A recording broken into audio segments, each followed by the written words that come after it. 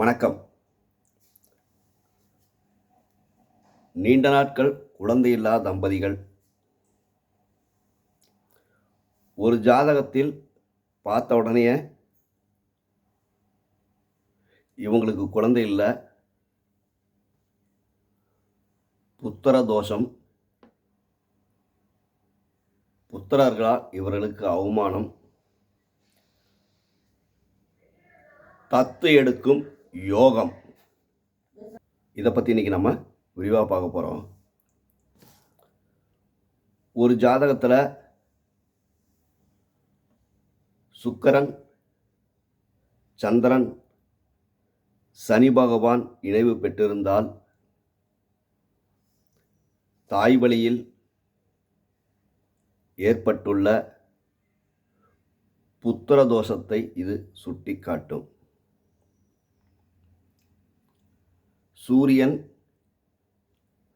புதன், சனி இது மூணு இருந்தது அப்படின்னாக்கா அப்பா வழியில் ஏற்பட்டுள்ள புத்திர தோஷத்தை சுட்டிக்காட்டும்.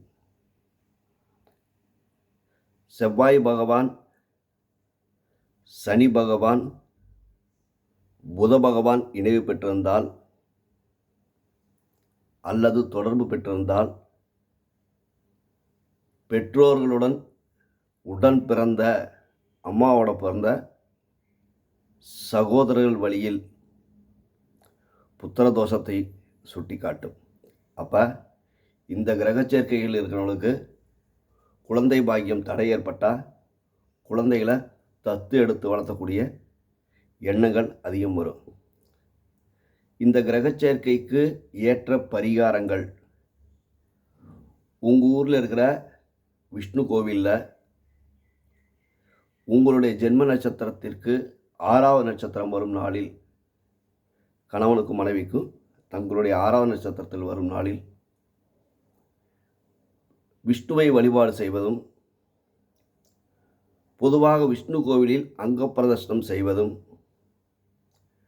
நரசிம்மர் வழிபாடு செய்வதும், சிவன் கோவிலில் பிரதோஷ வழிபாடு செய்வதும் அப்போ புத்திர தோஷத்தை நிவர்த்தி செய்யக்கூடிய இந்த பரிகாரங்களை யார் ஒருவர் தொடர்ந்து செய்கிறார்களோ